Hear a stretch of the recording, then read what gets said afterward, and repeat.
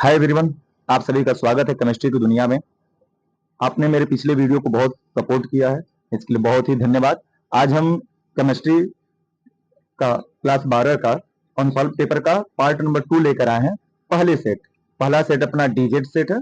पहले पार्ट में हम लोगों ने क्वेश्चन नंबर 3 तक के सारे क्वेश्चन हल कर चुके हैं। क्वेश्चन नंबर 3 तक के आज हम लोग हल करने वाले हैं क्वेश्चन नंबर 4 से। और अब जैसा कि देख सकते हैं क्वेश्चन नंबर 4 शुरू हो रहा है। निम्नलिखित पर लघु टिप्पणी लिखिए और एल्डोल कंडेंसेशन लिखा हुआ है। तो आज इसी यहाँ से हम लोग शुरुआत करेंगे और आपको बता देते हैं एल्डोल कंडेंसेशन यानी एल्डोल संघनन बहुत ही ज्यादा इंपॉर्टेंट है आपके बोर्ड के एग्जाम के लिए। हर साल 7 सेट में से किसी न किसी एक सेट में पूछा ही जाता है। और कैनुजारो अभिक्रिया आप इसको बहुत ही अच्छे तरीके से समझा जाएगा और जाना जाएगा। और अगर ये वीडियो आपको पसंद आए तो चैनल वीडियो को लाइक, चैनल को सब्सक्राइब करें। आगे बढ़ते हैं। और हाँ, जैसा कि पिछली वीडियो पे कई सारे लोगों का कमेंट था कि पीडीएफ कहाँ से मिलेगी, तो जैसा कि हम आपको बता देना चाहेंगे कि इस वीडियो का जो पीडीएफ का जो लिंक है आपको नीचे मिल जाएगा। गूगल ड्राइव से लिंक आपको वहां पे मिल जाएगा। आप उस लिंक पर क्लिक करेंगे, आपको पीडीएफ मिल जाएगी। पीडीएफ को कोई भी चार्ज नहीं है, पीडीएफ बिल्कुल ही फ्री है। बस आप इसी तरीके से हमें सपोर्ट बनाए रखें और आगे बढ़ते हैं। शुरुआत करते बिना किसी देरी के। क्वेश्चन नंबर 4 है, निम्नलिखित पर लघु टिप्पणी लिखिए। पहला है एल्डोल संघनन। एल्डोल संघनन का मतलब क्या है? देखिए, नाम समझते चलते हैं और इसको कंप्लीट तरीके से हल करते हुए कि क्या कैसे होता है। एल्डोल दो चीजों से मिलकर बना हुआ है, एल्डिहाइड और ऑल से। मतलब कि एक ऐसा कंपाउंड बनाना है जिसमें एल्ड हो और ऑल हो, एल्डिहाइड हो और ओएस समूह लगा हो, CHO और OS समूह लगा होगा तो उसी को हम एल्डोल कह देते हैं। चलिए कैसे बनता है जानते हैं। कहा गया कि जब समान प्रकार के दो एल्डिहाइड, बहुत इस बात का ध्यान रखना जरूरी है कि दोनों समान प्रकार के एल्डिहाइड होने चाहिए, क्योंकि एक होता है क्रॉस एल्डोल भी होता है, उसमें अलग अलग एल्डिहाइड समूह हो जाते हैं। मान दो अलग अलग प्रकार के, जैसे एक हो सकता है कि एसिटाल्डिहाइड हो, एक फॉर्मेल्डिहाइड हो सकता है। तो दो अलग अलग एल्डिहाइड अगर संयोग करेंगे तो वो क्रॉस एल्डोल हो जाता है। और हमें केवल पूछा गया है एल्डोल संघनन, तो इसलिए यहाँ पे दो एल्डिहाइड जिसमें अल्फा हाइड्रोजन होने चाहिए। एल्डिहाइड में अल्फा हाइड्रोजन का होना अनिवार्य है, इस बात का ध्यान रहे। तो यही बात कही गई कि जब समान प्रकार के दो एल्डिहाइड जिनमें अल्फा हाइड्रोजन होते हैं तनु NaOH की उपस्थिति में अभिक्रिया करते हैं तो अभिक्रिया के उपरांत एल्डोल बनाते हैं। जैसा कि आप देख सकते हैं, ये हमने एसिटाल्डिहाइड के दो अणु लिया पड़ा है। एल्डिहाइड का पूरे इस ओपन स्ट्रक्चर हमने बनाया है। एसिटाल्डिहाइड का सूत्र होता है आपको पता है, CH3CHO होता है। इसका ये ओपन स्ट्रक्चर है। अब हो क्या रहा है, आप देख सकते हैं कि चाहे इस एल्डिहाइड का H या इस एल्डिहाइड का CHO के बगल वाला अल्फा हाइड्रोजन निकलता है और दूसरे एल्डिहाइड के जो C डबल बॉन्ड O होता है कार्बोनिल, उस पर वो अटैक करता है। तो यहां से हाइड्रोजन निकलेगा और जाकर O से अटैक करके जुड़ेगा। जब O का यहाँ पर जैसे जुड़ेगा, आप देख सकते हैं C द्विबॉन्ड O है और एक H है। जब अलग से एक H जुड़ेगा तो ऑक्सीजन का 3 बॉन्ड बनने लगेगा। ऑक्सीजन 3 बॉन्ड कभी बनाता नहीं है, इसलिए ऑक्सीजन एक अपना बॉन्ड तोड़ लेता है, पाई बॉन्ड। तो यहाँ सी पाई बॉन्ड टूट रहा है। तो पाई बॉन्ड टूटने के बाद आप देख सकते हैं कि हो क्या जाएगा, यहाँ पर कुछ इस प्रकार से C एकल बॉन्ड OH और ये हम क्या इसको CH लिख सकते हैं, CH लिख दिया गया। अब यहां से आगे तो ये CH3 है। अब इस कार्बन को एक बॉन्ड की कमी, साथ में यहां से अगर हाइड्रोजन जो गया है निकलकर, इस वाले कार्बन को भी एक बॉन्ड की कमी होती है, इसलिए ये दोनों एक दूसरे से जुड़ जाते हैं। ये कार्बन इससे जुड़ जाएगा और जुड़ के क्या बना लेगा, आप देख सकते हैं ये CH और यहाँ का ये CH2 जुड़ जाता है और ये बन जाता है एल्डोल, जिसका नाम है 3 हाइड्रोक्सी ब्यूटेनॉल। 3 हाइड्रोक्सी काउंटिंग करेंगे 1 2 3, 3 hydroxy meth eth prop but, 4 carbon के लिए ब्यूट और CHO के लिए अल लगता है, तो 3 हाइड्रोक्सी ब्यूटेनॉल हो गया। और यही हमारा एल्डोल है। क्यों? क्योंकि इसमें एल्डिहाइड भी है और OS समूह ऑल भी लगा है, इसलिए इसको एल्डोल कहा जा रहा है। ठीक है, आगे बढ़ते हुए वीडियो में कैनिजारो अभिक्रिया और एल्डोल अभिक्रिया दोनों ही एक तरीके से, लेकिन डिफरेंस क्या है कि एल्डोल में अल्फा हाइड्रोजन का होना अनिवार्य है और कैनिजारो अभिक्रिया में अल्फा हाइड्रोजन नहीं होते हैं। कैनिजारो अभिक्रिया में अल्फा हाइड्रोजन नहीं होने चाहिए एल्डिहाइड का। तो कैनिजारो अभिक्रिया देखते हैं, कहा गया कि जब फॉर्मेल्डिहाइड की अभिक्रिया सांद्र NaOH कहा जाए या फिर 50% जली विलयन वाला NaOH से कराते हैं तो रासायनिक अभिक्रिया के उपरांत सोडियम फॉर्मेट और मेथिल एल्कोहल प्राप्त हो जाता है। तो इस अभिक्रिया को कैनिजारो अभिक्रिया कहते हैं। जैसे SCHO, क्या इसमें अल्फा हाइड्रोजन है? अब चेक कर लीजिए एक बार, CHO H से जुड़ा है, इसमें अल्फा हाइड्रोजन नहीं है। अल्फा हाइड्रोजन होता क्या है, चलिए कई बार हमने बोला अल्फा अल्फा हाइड्रोजन, उसको बता देते हैं। जब कोई समूह किसी कार्बन से जुड़ा हो, उस कार्बन को हम अल्फा कार्बन कहते हैं, और अल्फा कार्बन से जितने भी हाइड्रोजन जुड़े होते हैं उन सभी हाइड्रोजन को हम अल्फा हाइड्रोजन कहते हैं, और अल्फा हाइड्रोजन के बगल वाला कार्बन परमाणु को हम बीटा कहते हैं। इसी प्रकार से बीटा गामा डेल्टा होता चला जाता है। आगे बढ़ते हैं, जैसा आप देख सकते हैं SCHO, और ये कॉन्क लिखा गया NaOH, 50% जली लिखे या फिर सांद्र लिखे, दोनों बात बिल्कुल ही बराबर है। रिएक्शन होगा, रिएक्शन होने के बाद यहाँ पर बन जाएगा सोडियम फॉर्मेट HCOONA, और प्लस बन जाएगा मेथिल अल्कोहल CH3OH बन जाता है। अगला क्वेश्चन कह रहा है अपना, अगला क्वेश्चन है 6 नंबर, अणु संघ गुणधर्म क्या है। ये भी आपके पेपर के लिए बहुत ही ज्यादा इंपॉर्टेंट है। अणु संघ गुणधर्म क्या है, वाष्प पदार्थ के आपेक्षिक अवनमन द्वारा विलय के मोलर द्रव्यमान। देखिए यहां पर यह सेंटेंस ना पेपर में कई बार चेंज करता है और इसी को लेकर कंफ्यूजन हो जाता है, मोलर द्रव्यमान कहे या अणुभार कहे या मोलर आणविक द्रव्यमान कहा, मोलर यहाँ पे कह सकता है। तो कई सारे सेंटेंस होते हैं लेकिन एक ही शब्द होता है, मोलर द्रव्यमान विलय का अणुभार। ज्ञात करने हेतु व्यंजक लिखिए। चलिए पहले तो जानते हैं कि अणु संघ गुणधर्म कहते किसे हैं। ठीक है, अणु संघ गुणधर्म कहा गया कि विलयन का वह भौतिक गुण जो किसी विलयन के निश्चित आयतन में विलीन विलय के अणुओं की संख्या पर निर्भर करता है, उसे अणु संघ गुणधर्म कहते हैं। कहने का आशय है कि किसी विलयन को हम बना रहे हैं, उस विलयन का जो भी फिजिकल प्रॉपर्टीज होगा, ठीक है, वो विलय की, उस विलयन में जो विलय है, विलय की अणुओं की संख्या पर निर्भर करेगा, तो उसी अणुओं की संख्या को अणु संघ गुणधर्म कहा गया। अब बात जो कहा है यहाँ पर कि वाष्प पदार्थ का अपेक्षिक अवनमन और विलय का मोलर द्रव्यमान में व्यंजक हल करना है। तो चलिए देखिए, वाष्प पदार्थ के अपेक्षिक अवनमन को शॉर्ट में RLVP हमने लिख दिया है, जिसे रिलेटिव लोअरिंग वेपर प्रेशर कहते हैं, द्वारा विलय का मोल प्रभाज विलय का मोलर द्रव्यमान का व्यंजक कैसे बनता है। सिंपल सा परिभाषा होता है यहाँ पर, वाष्प पदार्थ का अपेक्षिक अवनमन की परिभाषा बनती है यहाँ पर, क्या बन जाती है कि किसी विलयन के वाष्प पदार्थ का अपेक्षिक अवनमन विलय के मोल प्रभाज के बराबर होता है। मोल प्रभाज ये बनाया गया, मोल प्रभाज का सिंबल काई और विलय लिख दिया गया, विलय का मोल प्रभाज। विलय का मोल प्रभाज जो होता है स्मॉल n बटे small n plus capital N। n क्या है, स्मॉल n, स्मॉल n विलय के मोलों की संख्या है, और कैपिटल N क्या है, विलायक के मोलों की संख्या। हम देखिए एक सिंबल इस्तेमाल करते हैं विलयन में, हमने पिछले भी वीडियो में बताया था कि विलय के लिए स्मॉल सिंबल लगाएंगे और विलायक के लिए कैपिटल सिंबल हम लोग लगाएंगे किसी भी पदार्थ, किसी भी चीज को डिनोट करने के लिए। इसलिए क्योंकि विलयन में इसकी मात्रा कम है इसलिए स्मॉल, और विलयन में इसकी मात्रा अधिक है इसलिए कैपिटल लगाएंगे। तो स्मॉल n यानी कि मोलों की संख्या, विलय के मोलों की संख्या, कैपिटल N विलायक के मोलों की संख्या। अब देखिए यहां पर हमने बोला अतः small n plus capital N में जो स्मॉल n है वो बहुत ही छोटा है कैपिटल N की तुलना में। आपको एग्जांपल हम देते हैं, कहने का मतलब यहाँ पे क्या है, यहाँ पे बहुत ही कंफ्यूजन भरा होता है, तो इसको एग्जांपल से समझिएगा। अगर आप 5 ग्राम चीनी लेते हैं, चीनी की मात्रा केवल कितनी है, केवल 5 ग्राम है, तो यह 5 ग्राम अपने आप में बहुत है अगर अकेला है तो। लेकिन इसी 5 ग्राम चीनी को आप 250 ml जल में अगर घोलें तो क्या इसका कुछ भी इसमें पता चलेगा, कहाँ चीनी गया उसका स्वाद आपको पता चलेगा, नहीं। तो 250 ml जल में यह नगण्य है। सेम उसी तरीके से जब ये दोनों एक साथ है तो, लेकिन अगर चीनी केवल 5 ग्राम है तो अपने आप में मायने रखती है। इसीलिए हम small n plus capital N में बात करें कि स्मॉल n सबसे छोटा है, अतः small n plus capital N में n बराबर 0 होगा। ठीक है, ये नहीं ऊपर वाले में रख देंगे, ये अपने आप में अकेला है, विलय का मोलों की संख्या वो है। आगे रखते हैं, समीकरण 1 में यह मान उठाकर रख दिया जाएगा, स्मॉल n का मान 0, तो क्या हो जाएगा आप देख सकते हैं, P0 माइनस PS बराबर बटे के P0। P0 क्या है, तो P0 है विलायक का वाष्प पदार्थ और PS क्या है, विलयन का वाष्प पदार्थ है, और n का मान 0, तो स्मॉल n प्लस बटे के कैपिटल N हो जाता है। हमें पता है स्मॉल n बराबर विलय का भार बटे के विलय का अणु भार, और कैपिटल N बराबर विलायक का भार बटे के विलायक का अणु भार। ये मान उठाकर हम समीकरण 2 में रख देंगे, तो बन जाएगा P0 माइनस PS बटे के P0 is equal to small w बटे के स्मॉल n m और कैपिटल W बटे के कैपिटल M। ये बीच में चला जाएगा, ऊपर चला जाएगा, तो फार्मूला क्या बनकर आ जाता है, फाइनली जो पूछा गया व्यंजक के लिए, कहा गया ना यहाँ पर कि व्यंजक लिखिए, तो उसी व्यंजक का फार्मूला बन जाता है P0 माइनस PS बटे के P0 is equal to small w into capital M बटे के small m into capital W। इसको याद करने का एक मेरा फनी तरीका है याद कराने का।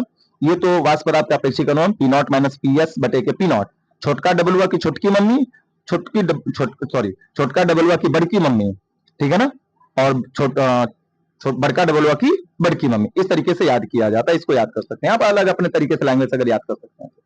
अगले क्वेश्चन की तरफ बढ़ते हैं।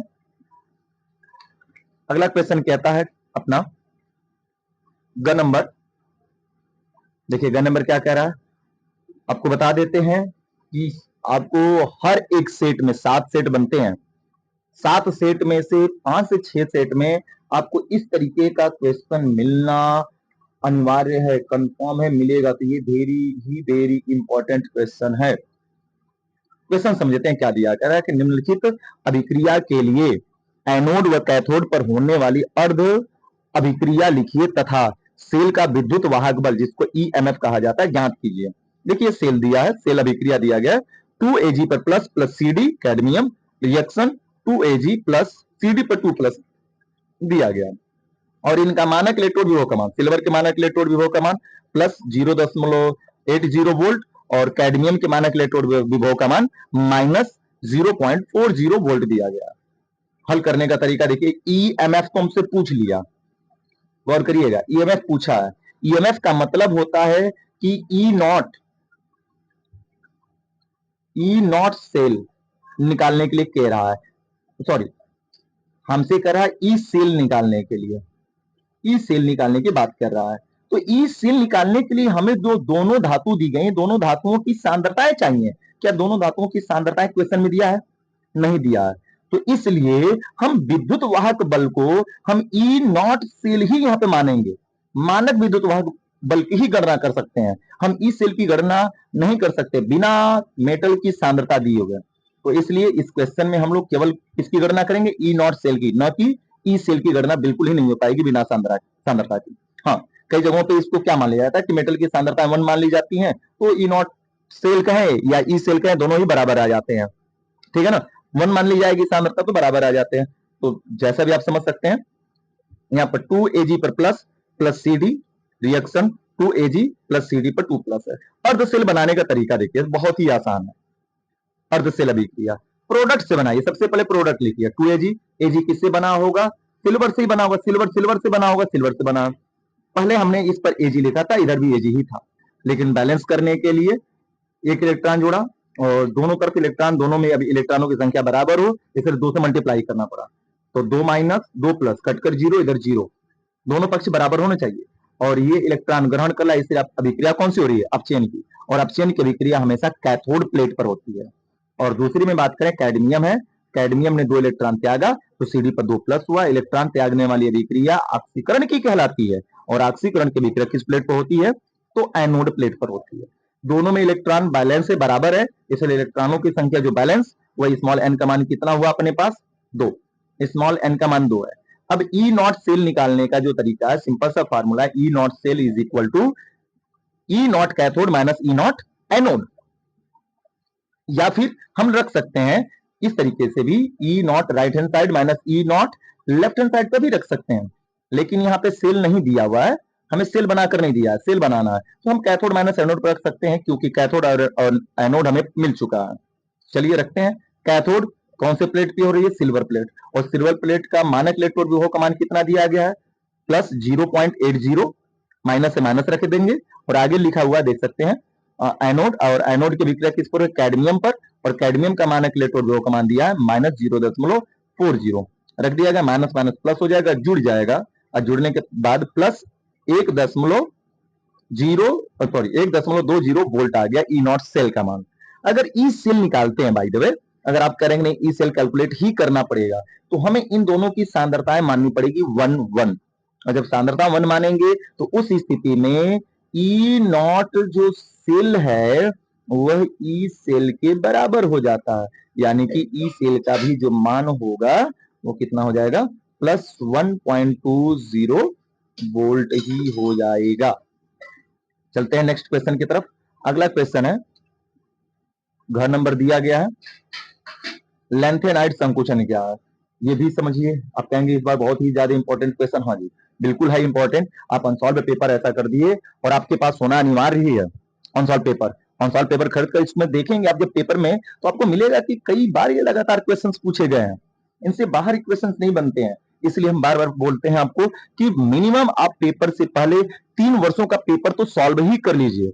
उनसे बाहर आने की कोई संभावना नहीं होती, उन्हीं के अंतर्गत सारे पेपर पूछे जाते हैं, बनते हैं, आपके आते हैं। मैक्सिमम क्वेश्चन आपको इसी से मिल जाना है। तो देखिए लेंथेनाइड संकुचन, संकुचन कहता है, कई जगहों पर पेपर पे अंकुचन भी लिखा हुआ आपको मिलेगा, तो संकुचन कहे या अंकुचन कहे बात सेम है।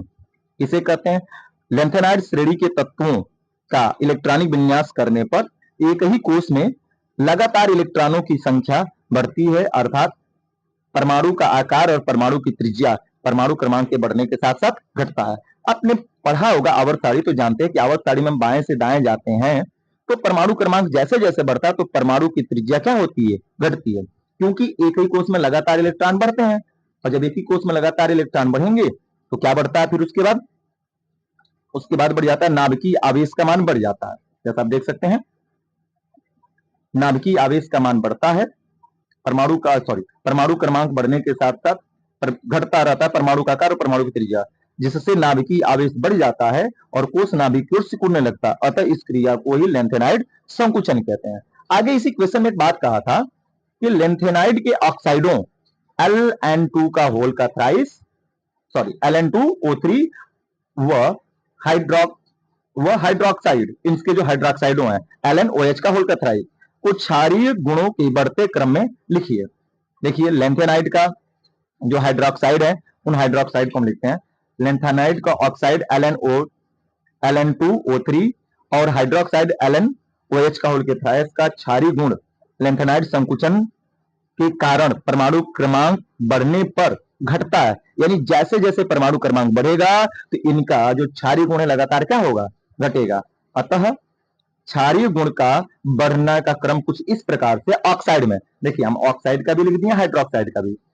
अब बीच में जितने भी 14 तत्व हैं उनका आप ऑक्साइड बना सकते हैं Lu2O3 YB2O3, बीच में भी और तत्व हैं Ce2O3 LaO3 का होल का थ्राइस, ठीक है ना। और हाइड्रोक्साइड की बात कर लेते हैं हम LuOH का होल का थ्राइस YB2OH का होल का थ्राइस, बीच में और भी जो मेटल्स हैं उनका बना सकते हैं CeOH का होल का ट्वाइस, ट्वाइस नहीं रहेगा, यहाँ पे थ्राइस रहेगा क्योंकि इनकी बैलेंसी कितनी होती है, ऑक्सीडेशन नंबर 3 होती है थ्राइस, और LaOH का होल का थ्राइस बन गया। तो आई होप ये आपको क्वेश्चन समझ में आ गया होगा और ये आप बहुत ही इंपॉर्टेंट मानकर चलिए और तैयार ही कर लीजिए इसको। सिंपल सी बात है कि जब तत्व का इलेक्ट्रॉनिक विन्यास करेंगे और एक ही कोष में लगातार इलेक्ट्रॉन बढ़ेगा जिसके कारण परमाणु का आकार और परमाणु की त्रिज्या परमाणु क्रमांक के बढ़ने के साथ साथ घटेगी और नाभिकीय आवेश बढ़ेगा और कोष नाभिक की ओर सिकुड़ेगा और इस क्रिया को लेंथेनाइड संकुचन कह देते हैं। चलते हैं अगले क्वेश्चन की तरफ। अगला क्वेश्चन है पांचवें का क। पांचवें का क क्या कहता है, देखते हैं आप। नेक्स्ट, इटार्ड अभिक्रिया एवं गाटरमान काक अभिक्रिया पर संक्षिप्त टिप्पणी लिखिए। देखिए पेपर में भी काक ही लिखा है, कई जगहों पर काक लिखा हुआ मिल सकता है आपको, या फिर आपको लिखा हुआ मिल सकता है क्या चीज, काक लिखा है, या फिर कोच लिखा हुआ मिल सकता है, गाटरमान कोच अभिक्रिया। तो गाटरमान काक अभिक्रिया का या गाटरमान कोच अभिक्रिया का दोनों बात सेम ही है। देखते हैं इटार्ड अभिक्रिया को समझते हैं। जब टाल्वीन की क्रिया क्रोमिल क्लोराइड के साथ कार्बन टेट्राक्लोराइड की उपस्थिति में ऑक्सीकरण कराते हैं तो माध्यमिक यौगिक बनता है और उस बने हुए माध्यमिक यौगिक का जल से क्रिया कराने पर बेंजल्डिहाइड बन जाता है। इसी क्रिया को क्या कहते हैं, इटार्ड अभिक्रिया कहते हैं। ये टॉल्वीन है, टॉल्वीन का ऑक्सीडेशन करा रहे हैं क्रोमिल क्लोराइड कार्बन टेट्राक्लोराइड के प्रेजेंस में जो इंटरमीडिएट कंपाउंड बनेगा उसकी क्रिया हम करा देंगे H2O से, तो बन जाएगा बेंजल्डिहाइड। अगला है गाटरमान काक अभिक्रिया कहें आप इसको, जैसा कि पेपर में लिखा हुआ है, या फिर गाटरमान कोच अभिक्रिया कहें, बात सेम है। तो गाटरमान कोच अभिक्रिया जब बेंजीन की अभिक्रिया कार्बन मोनोऑक्साइड और हाइड्रोक्लोरिक अम्ल की क्रिया निर्जल AlCl3 की उपस्थिति में कराते हैं तो बेंजल्डिहाइड बन जाता है या प्राप्त होता है। तो इस क्रिया को ही हम गाटरमान काक अभिक्रिया या गाटरमान कोच अभिक्रिया कह देते हैं। जैसे बेंजीन है CO और प्लस HCl है, आप इसको अगर इस तरीके से याद भी करना चाहें ना तो ऐसे भी लिख सकते हैं C6H6 plus CO plus HCl और यहाँ पे हो जाएगा एनहाइड्रस AlCl3 और यहाँ पे बन जाएगा C6H5CHO। आप ऐसे भी लिख सकते हैं इस सभी क्रिया को, आपकी मर्जी। आगे बढ़ते हैं, अगला क्वेश्चन क्या कह रहा है। हाँ, अष्टफलकी संकुल में क्रिस्टल क्षेत्र विपाटन को आलेख सहित स्पष्ट कीजिए। CFT दिया है ये, और सीएफटी डीबीटी काफी इंपॉर्टेंट क्वेश्चन है आपके पेपर के लिए, हर साल ये भी क्वेश्चन पूछे ही जाने वालों में से एक है। चलिए समझते हैं क्या है सीएफटी। अष्टफलकी संकुल में 6 लिगेंड होते हैं, कंफर्म है। अष्टफलकी अगर टेट्रा है ऑक्टाहेड्रल बनाते हैं तो कुछ इस प्रकार से, देखिए लिगेंड क्या, पहले उसको समझते हैं। अगर हम बात कर लें FeCN6, FeCN6 कुछ इस प्रकार से अष्टफलकी बनेगा। Fe हो जाएगा बीच में, ये बन जाएगी संरचना और किनारे किनारे लग जाएगा उपसंयोजी बंध, उपसंयोजी बंध बनेगा, किनारे किनारे CN लग जाएगा, CN लग जाएगा, ठीक है ना, CN। यह जो संरचना होती है ये अष्टफलकी होती है। इसी अष्टफलकी संकुल में कितने लिगेंड हैं? 6। जब जो मेटल से जो जुड़ा होता है, मेटल से जुड़ने वाले सभी को हम लिगेंड कहते हैं। उपसंयोजी यौगिक होता है, उसके अंतर्गत मेटल के बाद जो भी कोष्टक के अंदर लिखा होता है उन सारे के सारी चीजों को हम लिगेंड कहते हैं। तो इसी की बात कर रहा है कि अष्टफलकी संकुल में कितने लिगेंड है? टोटल 6 लिगेंड लगे होते हैं, 6 लगे होते हैं। जब लिगेंड धातु आयन के डी कक्षक के पास जाता है, यानी यह जो मेटल है इसका, ये तो डी ब्लॉक का तत्व है, आप इलेक्ट्रॉनिक विन्यास करेगा डी आएगा, डी कक्षक के पास जाता है तो धातु के 5, क्योंकि डी में 5 ही कक्षक होते हैं, ठीक है ना, पांचों समान ऊर्जा वाले डी ऑर्बिट, डी कक्षक प्रतिकर्षण के कारण अलग अलग ऊर्जा स्तर T2G और EG में विपाटित हो जाते हैं, जिससे निम्न ऊर्जा स्तर T2G और उच्च ऊर्जा स्तर EG बन जाता है या हो जाता है। इस ऊर्जा विभाजन को क्रिस्टल क्षेत्र विपाटन कहते हैं, यानी डेल्टा नॉट से इसको रिप्रेजेंट करते हैं। कुछ इस प्रकार से इसका आरेख आप देख सकते हैं। डी के 5 ऑर्बिटल्स हो गए, D x Y D Y Z D Z X D x square minus Y square D Z square. जैसे इसमें लिगेंड लगने आएगा, कोई भी लिगेंड, जैसे ये लिगेंड है सीएन है, सीएन इलेक्ट्रॉन का जोड़ा देने जाएगा जैसे ही, तो यह 2 भागों में विपाटित हो जाता है। तो अष्टफलकी के केस में क्या होता है कि T2G नीचे हो जाता है और EG ऊपर। T2G में 3 ऑर्बिटल आते हैं, d x d y d x Y D Y Z D Z x, ये T2G का आता है, कहलाता है।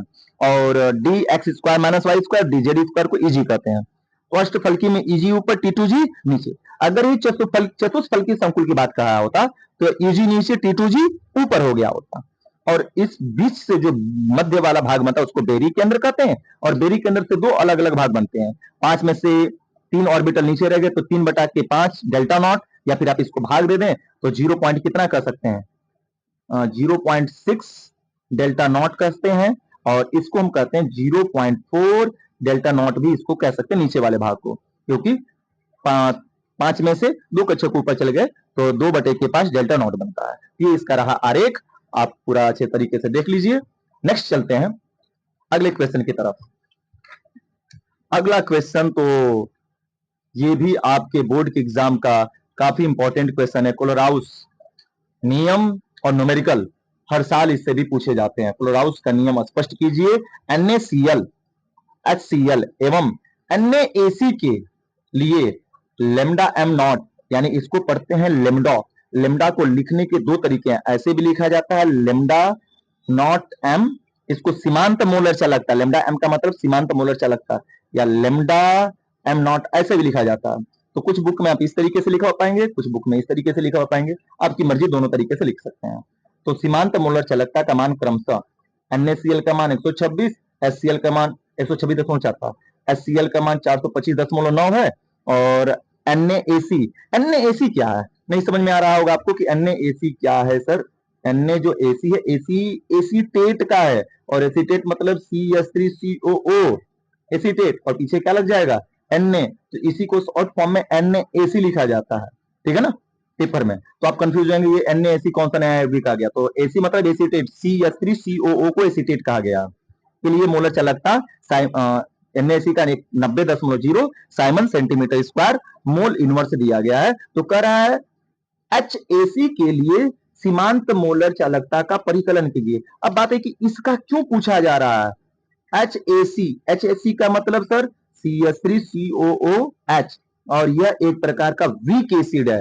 क्लोराउस ने जो नियम दिया था वह स्ट्रॉन्ग वैद्युत अपघट्य पदार्थ के लिए दिया था, ठीक है ना, दुर्बल के लिए नहीं दिया था। तो दुर्बल की गणना करना है इनकी सहायता से, इस दुर्बल वैद्युत अपघट्य पदार्थ की मोलर चालकता की गणना करनी हमें इन तीनों की सहायता से। चलिए पहले क्लोराउस का नियम जानते क्या है।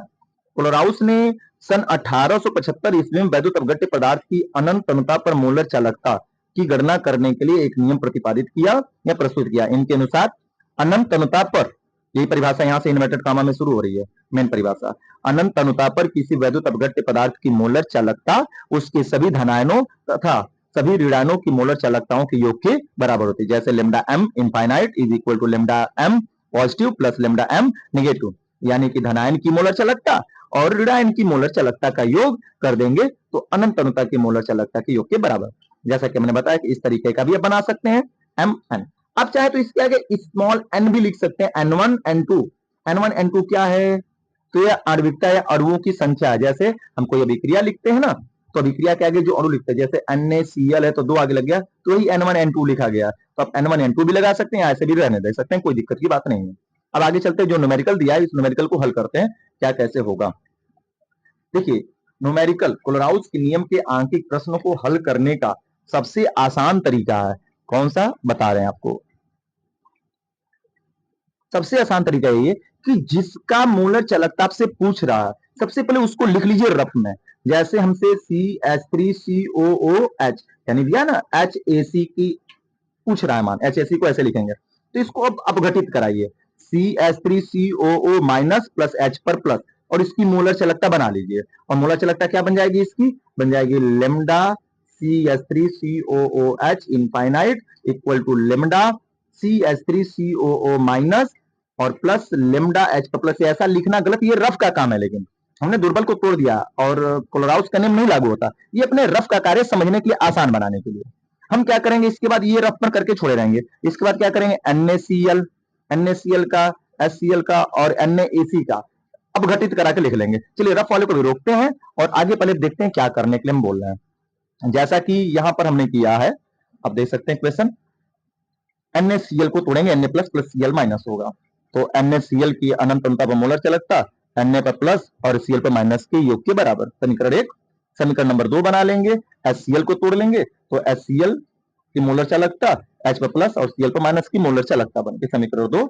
और NaAC था, NaAC को तोड़ा हमने, Na प्लस बना और CH3CO माइनस बन गया और इसकी अनंत अनुता पर मोलर चालकता। अब चलिए जो हमने रफ पर किया था उसको काम करते हैं, यहाँ पे उपयोग करेंगे रफ वाले का।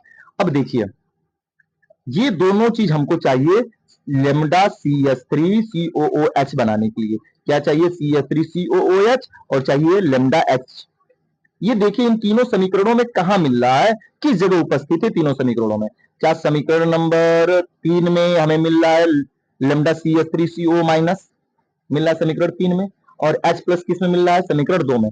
तो यह मान जो पूछ रहा है जिन जिन समीकरण में मिलेगा उन समीकरणों को हम जोड़ लेंगे, तो 2 और 3 को जोड़ेंगे और जिसमें नहीं मिलेगा उस समीकरण को घटा देंगे। इसीलिए हमने बोला है यहाँ पर लेमडा समीकरण 1 प्लस 3, समीकरण 2 प्लस 3 माइनस 1 से। आपको मेरी बातें समझ में आई होंगी। ये जो रफ का काम किया है हमने, ये जिस जिस समीकरण में मिलेगा उस समीकरण को हम जोड़ देंगे। जैसे लेमडा CH3CO 3 में मिला, H प्लस 2 में मिला, तो 2 प्लस 3, और ये दोनों मान हमको किस में नहीं मिल रहा है? पहले में, तो पहले को घटा देंगे। बस सिंपल सा इतना सा काम करना है आपको, बाकी बहुत बड़ा कुछ नहीं है।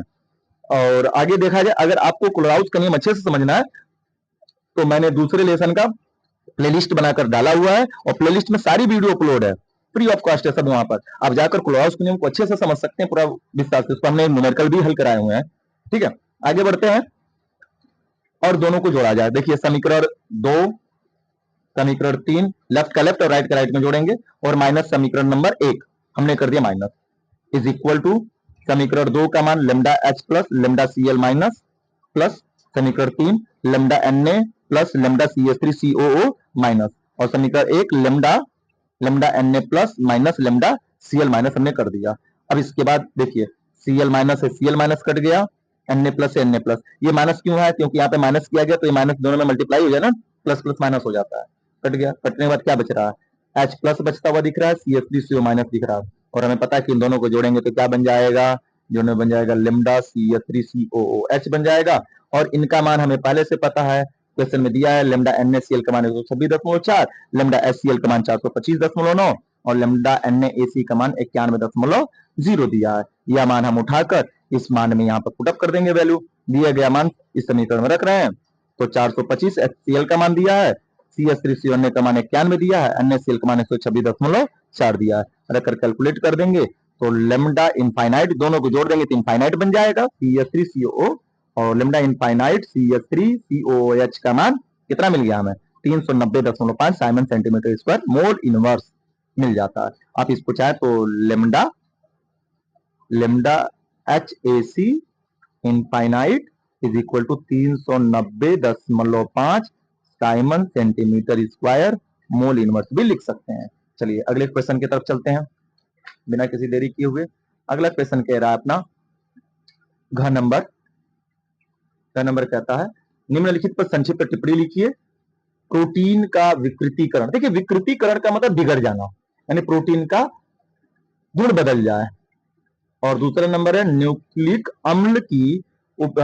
अम्ल में उपस्थित क्षारों के नाम संरचना सूत्र लिखिए। ठीक है, तो प्रोटीन का विकृतीकरण देखते हैं क्या है। जब प्रोटीन को गर्म करने पर कामा अम्ल या क्षार या अन्य रासायनिक पदार्थ के प्रभाव से, ठीक है ना, प्रोटीन केवल गर्म करने से नहीं बल्कि अम्ल क्षार या अन्य रासायनिक पदार्थ के प्रभाव से उसकी प्रकृति, ठीक है ना, उसकी प्राकृतिक जो संरचना है उसकी प्राकृतिक संरचना में परिवर्तन हो जाता है और वह अपनी जैविक क्रियाशीलता खो देता है, तो इसको प्रोटीन का विकृतीकरण कहते हैं। इसमें प्रोटीन की द्वितीयक एवं तृतीयक संरचना प्रभावित होती है, प्राथमिक कभी प्रभावित नहीं, जबकि सामान्यतः प्राथमिक संरचना अपरिवर्तित। ये बात ध्यान में रखना होगा आपको कि जब भी प्रोटीन का विकृतीकरण होता है तो उसमें प्रोटीन की द्वितीयक और तृतीयक संरचना बदलती है, उसकी प्राथमिक संरचना अपरिवर्तित रह जाती है। ठीक है, जैसे उदाहरण अंडे को गर्म करने पर उसमें उपस्थित प्रोटीन का विकृतीकरण होकर वह जम जाता है, प्रोटीन अपना आकार बदलता है, यानी अंडे का जमना प्रोटीन का क्या कहलाता है, विकृतीकरण। आप ऐसे आसान एग्जांपल से समझ सकते हैं। अगला क्वेश्चन क्या कह रहा है, अगला क्वेश्चन है न्यूक्लिक अम्लों की संरचना, जो हमसे पूछा था न्यूक्लिक अम्लों का नाम और उसकी संरचना। देखिए न्यूक्लिक अम्ल में जो क्षार है उस क्षार को जानेंगे और उसकी संरचना को समझाना। न्यूक्लिक अम्ल दो चीजों से मिलकर डीएनए और आरएनए में दो मुख्य श्रेणी नाइट्रोजन युक्त क्षारक उपस्थित होते हैं, प्यूरिन और पिरिमिडिन। प्यूरिन के अंतर्गत दो एसिड आते हैं, दो बेस आते हैं नाइट्रोजन बेस, एक एडेनिन और एक ग्वानिन। एडेनिन की संरचना आप देख सकते हैं कुछ इस प्रकार से, ग्वानिन की संरचना कुछ इस प्रकार से आप देख सकते हैं। आपको याद करने का सिंपल तरीका बताएं, केवल एक संरचना याद करिए एडेनिन का, देख सकते हैं आप। एडेनिन की संरचना में यहां पर डबल बॉन्ड लगा देंगे, वो क्या बन जाएगा, ग्वानिन बन जाएगा। इससे आसान क्या चाहिए। और पिरिमिडिन में तीन बेस आते हैं, एक होता है साइटोसिन, थायमीन, यूरेसिल। आपको कुछ नहीं रखना है, संरचना आपको जैसे दिख रही है प्रैक्टिस करिए, आसानी से याद हो जाएगी। प्रैक्टिस का पार्ट है संरचना याद करने का। नेक्स्ट क्वेश्चन की तरफ चलते हम लोग हैं, और नेक्स्ट क्वेश्चन अपना है जैसा आप देख सकते हैं छठवां का क। छठवें का क्या कह रहा है, एक अभिक्रिया दी गई थी, इतना हाफ अभिक्रिया थी, इसको अभिक्रिया को पूरा करना था, और यह अभिक्रिया थी एल्कोहल, और एल्कोहल की अभिक्रिया कराई जाती है HCH3 प्लस एक्वस NaOH के साथ कराई जा रही है, तो सैलिसिल एल्डिहाइड। आपको बताएं ये अभिक्रिया एक नाम से भी जानी जाती है, कार्बिल एमीन अभिक्रिया। ठीक, सॉरी कार्बिल एमीन गलत हमने बता दिया, सॉरी हरी मिस्टेक। ठीक है, तो यहाँ पे ये फिनॉल, ठीक है ना, फिनॉल का H ये क्लोरोफॉर्म है, क्लोरोफॉर्म सुनाया जाता है, कार्ब क्लोरोफॉर्म सुनाएंगे और क्लोरोफॉर्म सुनाएंगे एक्वस NaOH की उपस्थिति में, तो सैलिसिल एल्डिहाइड बन जाता है और बन जाता है हमारा NaCl प्लस H2O। अब बाई प्रोडक्ट नहीं भी लिखेंगे तो चलेगा, बाई प्रोडक्ट की कोई जरूरत नहीं है। ठीक है ना, बातें समझ में आ गई। आगे चलते हैं, ये फिनॉल दिया, फिनॉल की जिंक चूर्ण से क्रिया, जिंक चूर्ण से क्रिया फिनॉल की कराते हैं तो सिंपल सी क्रिया कुछ इस प्रकार से होती है। देखिए फिनॉल रहा, ये फिनॉल का O एकल बॉन्ड H, यहाँ CH निकल जाता है और ये यहाँ पे आ जाता है, तो बन जाता है क्या, बेंजीन, और प्लस निकला हुआ O जिंक के साथ मिलकर बन जाता है जिंक ऑक्साइड बन जाता है आसानी से। ठीक है, अब अथवा क्वेश्चन जो बच रहा है अपना, अथवा क्वेश्चन को हम लोग नेक्स्ट पार्ट में जानेंगे क्योंकि वीडियो बहुत लंबी हो जा रही है इतना हल करना। तो अभी फिलहाल में हम लोग 3 पार्ट में इस पहले सेट को कंप्लीट करने वाले हैं, और जो इसका तीसरा पार्ट है आपको मंगलवार को शाम 7 बजे मिल जाएगा। आपको इस वीडियो का PDF के लिए कहीं भी आपको परेशान नहीं होने की आवश्यकता है। इस वीडियो के लिंक में जाइए, पिन कमेंट में जाएंगे, वहां पे हम लिंक डाल देंगे ड्राइव का, और उसमें PDF आपको आसानी से मिल जाएगा, जैसा हम आपको एग्जांपल दिखा रहे हैं पिछले वीडियो में हमने डाला हुआ। जैसा कि आप देख सकते हैं, इस प्रकार से मेरे पिछले वीडियो का लिंक है पीडीएफ का। आपको कुछ नहीं करना है, सेम इस वीडियो के भी पिन कमेंट में पीडीएफ का लिंक रहेगा। आपको इस पीडीएफ पर इस प्रकार से लिंक पर क्लिक करना है। लिंक पर क्लिक करेंगे, गूगल ड्राइव से आपको पीडीएफ मिल जाएगी। पीडीएफ का यहाँ पे कोई भी चार्ज नहीं है। जैसा कि आप देख सकते हैं, ये पिछले वीडियो का मेरा पीडीएफ है। आप यहाँ से जाकर डाउनलोड कर लेंगे, कि आपके पास फाइनली मिल जाएगा। ठीक है, तो इसी प्रकार से इस वीडियो का भी लिंक मिल जाएगा। पिछले वीडियो को इतना सपोर्ट करने के लिए फिर से एक बार बहुत बहुत धन्यवाद। इस वीडियो को, अगर वीडियो आपको पसंद आए तो लाइक शेयर सब्सक्राइब करें चैनल को। और जैसा कि हाँ, इसको, इस अभिक्रिया को रीमन टीमन अभिक्रिया के भी नाम से जाना जाता है। ठीक है, नेक्स्ट पार्ट आपको मिलेगा मंगलवार को शाम 7 बजे अपलोड हो जाएगा। वीडियो काफी लंबी हो जा रही है, 35 मिनट हो चुकी है, तो यहीं पे वीडियो को समाप्त करते हैं। मिलते हैं कल। और हाँ, एक बात और सूचना, कई लोगों ने कमेंट किया मैथ और फिजिक्स के अनसॉल्व के लिए, तो भी आपको इस वीक से मिलना प्रारंभ हो जाएगा। वो दो दो पार्ट में आपको मिलता शुरू हो जाएगा। ठीक है, बहुत बहुत धन्यवाद। और थोड़ा सा नॉइस काफी आ रहा होगा आपको बैकग्राउंड से, क्योंकि वीडियो जब मैं रिकॉर्ड कर रहा हूँ तो बाहर काफी बारिश हो रही है इस समय, तो इसके लिए थोड़ी सी नॉइस होगी, तो थोड़ा सा एडजस्ट करिएगा आप लोग। मिलते हैं नेक्स्ट वीडियो में।